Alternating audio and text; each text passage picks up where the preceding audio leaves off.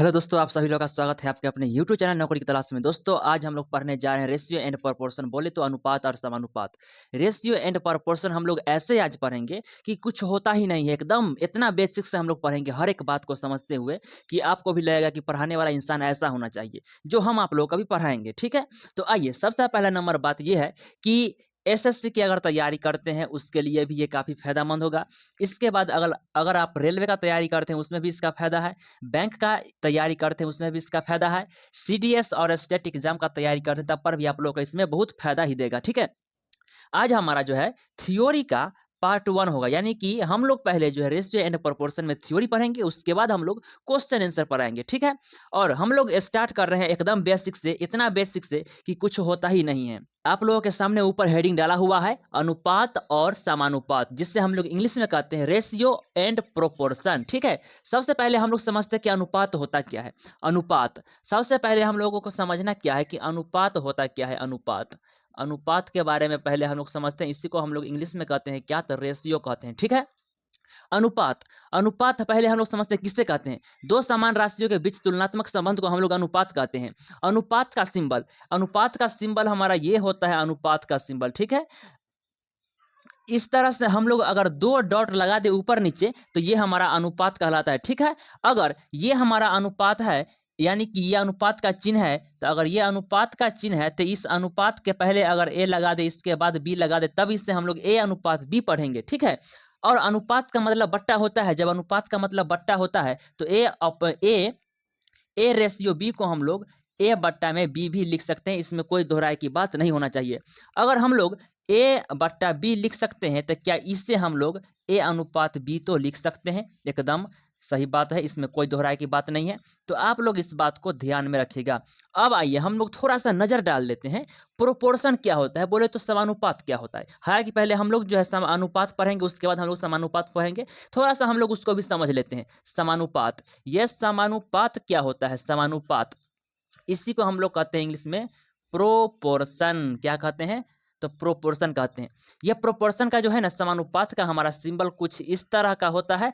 चार डॉट अगर आमने सामने इसको ऐसे लगा दे तो ये हमारा समानुपात कहलाता है। अगर ये समानुपात है तो इसी के पहले अगर ए लगा दे, इसके बाद बी लगा दे, तब ये हमारा कहलाएगा ए समानुपात बी। और समानुपात का मतलब बराबर होता है, तो हम लोग ए समानुपात बी को हम लोग ए बराबर बी भी लिख सकते हैं। ठीक है, ये दोनों भैया हमारा एक ही बात है। जब हम लोग इसको इतना लिख सकते हैं तो क्या इतना को इतना नहीं लिख सकते हैं, एकदम लिख सकते हैं। अगर कहीं पे लिखा होगा कि 3 बराबर 5, ठीक है, तो आप लोग इसे जो है बराबर को साइन हटाकर इसे यहाँ जो है आप लोग समानुपात लगा सकते हैं और इस तरह से आप लोग 5 लिख सकते हैं। ठीक है, कोनो दिक्कत परेशानी वाली बात नहीं होना चाहिए। आप लोग यहाँ तक समझ लिए होंगे। अगर यहाँ तक अगर आप वीडियो में आए हैं तो आप लोग पहले इस चैनल को क्या करेंगे, सब्सक्राइब कर लेंगे, उसके बाद इस वीडियो को देखना स्टार्ट करेंगे। अब आइए हम लोग यहाँ आते हैं।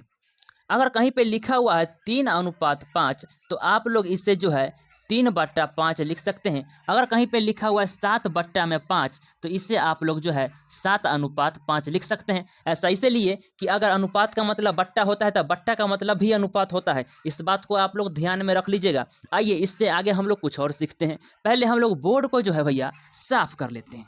आप लोगों को बताया है इसका डिफिनीशन क्या होता है कि दो समान राशियों के बीच तुलनात्मक संबंध को हम लोग अनुपात कहते हैं, या दो सजातीय राशियों के बीच तुलनात्मक संबंध को हम लोग अनुपात कहते हैं।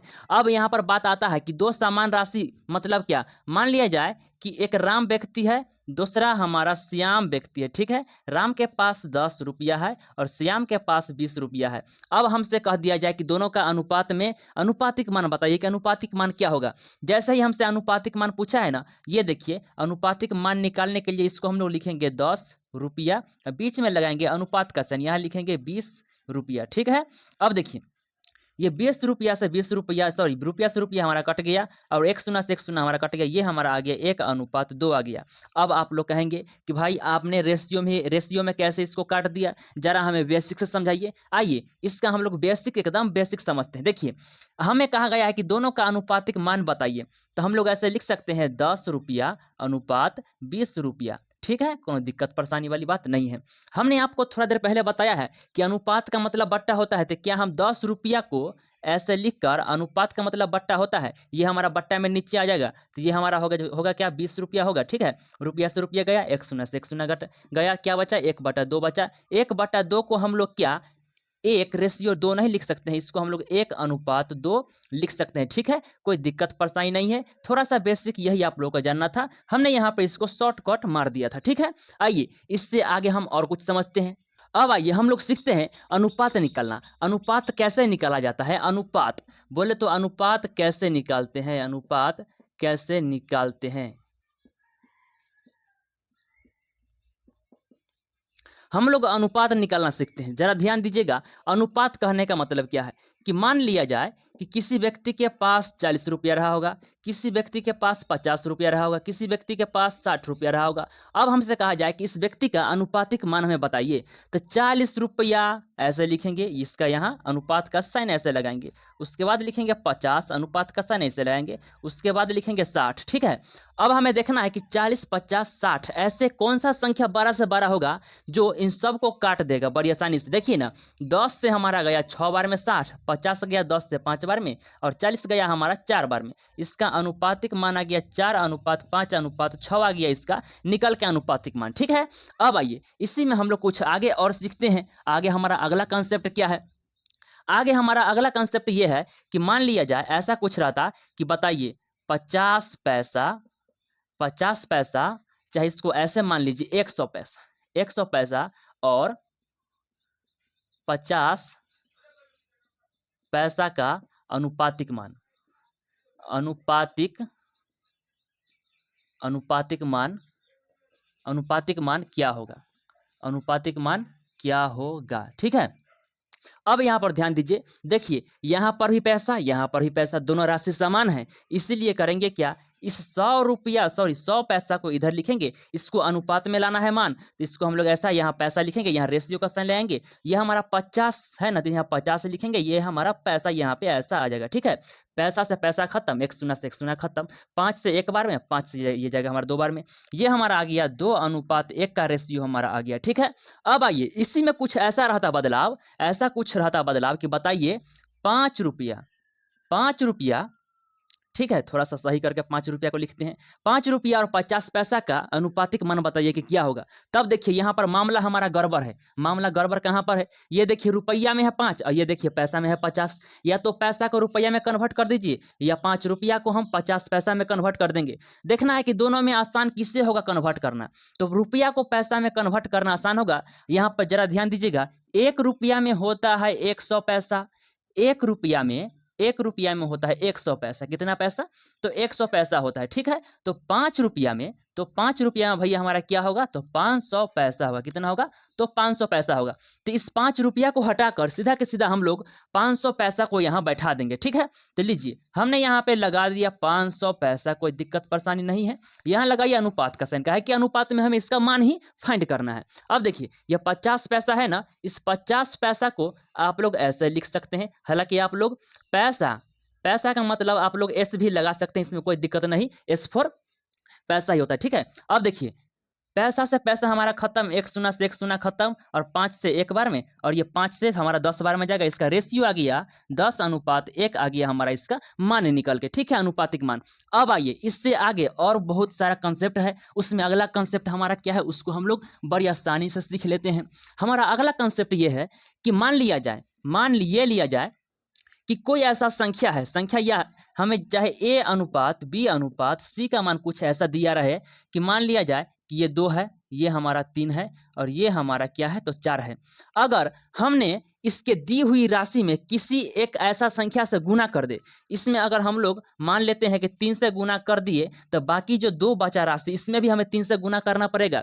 ऐसा इसीलिए करना होगा कि अगर इसमें करते हैं 3 से गुना, इन दोनों में नहीं करते हैं, तो इसके मान में चेंजिंग हो जाएगा। जब चेंजिंग ना हो इसीलिए हमें इन तीनों में 3 से गुना करना होगा। क्या होगा, तो भैया हमें इसमें भी 3 से गुना, हमें इसमें भी 3 से गुना करना होगा। 3 दूना के 6 होगा, ठीक है, 3 तिया के 9 होगा, और 3 चौका ये हमारा 12 होगा। ठीक है, तो आप लोग यहाँ तक समझ लिए होंगे। अगर इसी में ऐसा कुछ कह दिया गया होता कि बताइए ना, हमारा मन है कि इसी में अगर हम भाग करें, तो आप लोग भाग भी कर सकते हैं।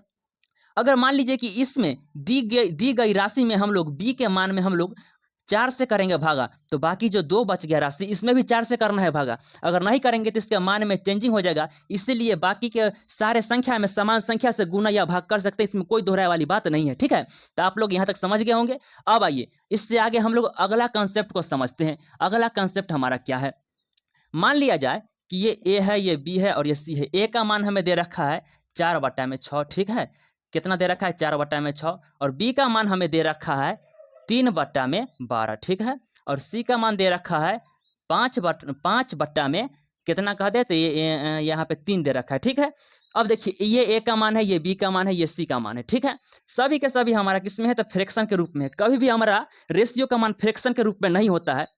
इसको इंटीजर में लाने के लिए, इसको सिंपल फॉर्मेट में लाने के लिए करना क्या है, इसके नीचे वाला को सभी को पकड़ना है, इसका एलसीएम निकाल के इसी में गुना कर देना है। सबको इसी में करना क्या है, तो भैया गुना करना है क्या करके, तो इसके हर का एलसीएम निकाल के 6, 12, 3 का लीजिए एलसीएम, 6, 12 और 3 का लीजिए भैया एलसीएम, क्या लीजिए, तो एलसीएम 6, 12, 3 का एलसीएम हमारा 12 ही आएगा। इसी 12 से इन तीनों टर्म में गुना करना है। लीजिए 12 से इसमें भी गुना, 12 से इसमें भी गुना, 12 से इसमें भी गुना। देखिए ना 6 से 12 हमारा 2 बार में कटेगा, 12 से 12 एक बार में, 3 से 12 हमारा 4 बार में कटेगा।